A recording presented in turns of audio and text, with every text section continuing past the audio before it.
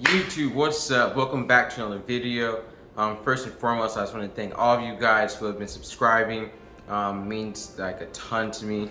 Thank you guys for watching my videos. I love when you guys comment, giving me your opinions, asking me questions.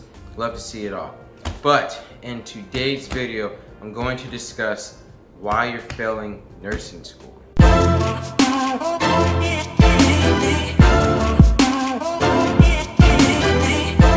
First and foremost, so I don't know if you guys, not all of you have seen it, but a while ago I made a video about hardest parts of nursing school, and I made a video about me personally having failed nursing school. So I'm not just making this up, I can attest to this. As we all know, and if you don't know, nursing school is one of the hardest degrees that you can get. The course, I don't think no matter where you go, the courses are very rigorous. Demands a lot from you, a lot of time, a lot of effort, time away from family. Unfortunately, that adds to a big family dynamic stress in some cases. I've seen it, but it is a very demanding career. It asks a lot from you. So if you haven't watched my video from a while ago, yes, I did actually fail a block of nursing school, and it was like the worst feeling.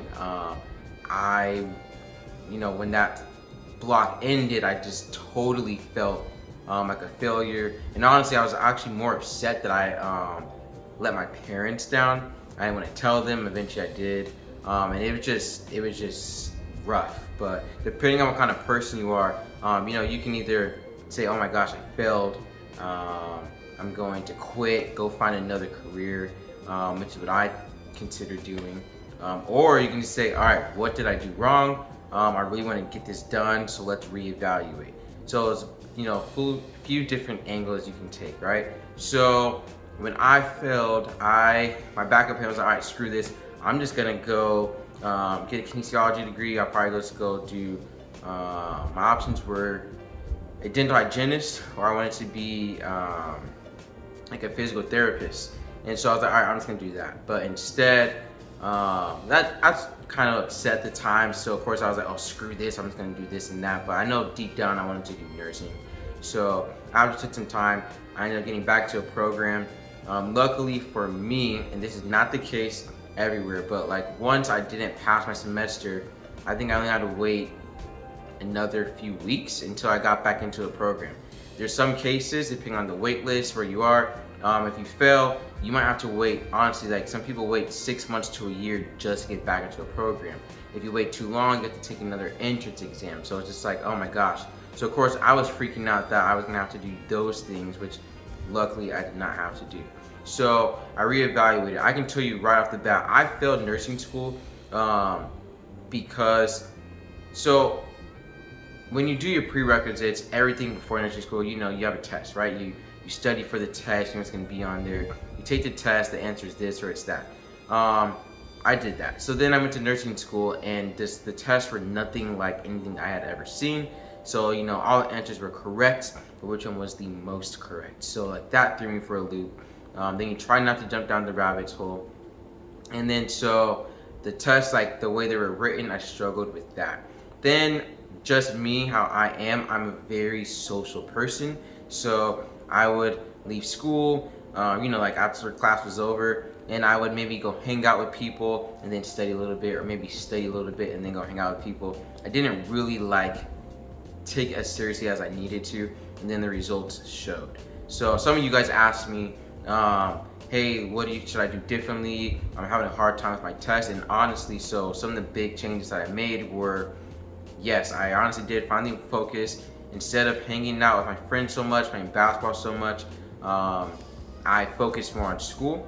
And then a big thing that I recommend to all of you are to do your test questions. So if you're studying like cardiac, you're studying respiratory, study those chapters that you went over, and then go do some test questions. You can go to Quizlet, you can buy stuff, UWorld, which most of us take during NCLEX, or you can just do it throughout the school. Do test questions. They are a tremendous help, because then it's going to make you think, and then it's going to give you rationale on why that was right or wrong. So I highly recommend doing questions. Also, if you're a social butterfly, cut it out, it's not worth it. Because now once you're done with school, it's like you can do anything you want, especially if you work in a hospital. You're only working an average for most people 3 days a week, and then you can just go about your business, have fun, do what you want. Just crack down for the next year, 2 years, and then enjoy your life. 4 years, however long your program is. But yeah, nursing is definitely no joke. I highly recommend you guys stick with it. I'm super glad that I did. It's opened so many doors for me. Those of you who don't know, my previous videos I've already done lots of different things, ICU, but in multiple different hospitals. I did travel work, and now I'm in interventional radiology. So it's just like, I have friends who are in Botox, they do injections, they love that. And it's just one of those things that you can always go back to. It's always going to be there. It's such an amazing field.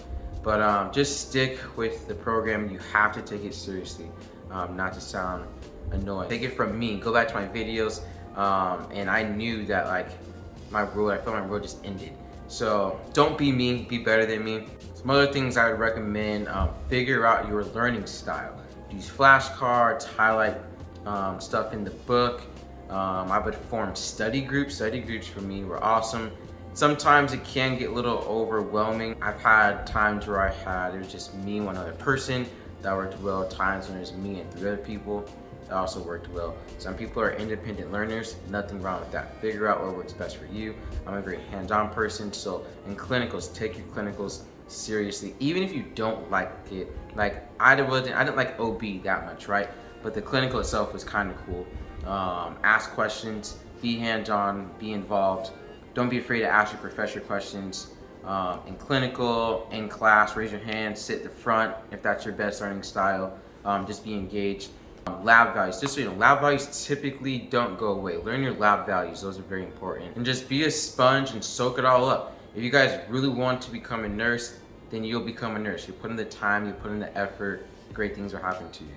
Anyway, thank you guys for watching this video. I will see you guys next time.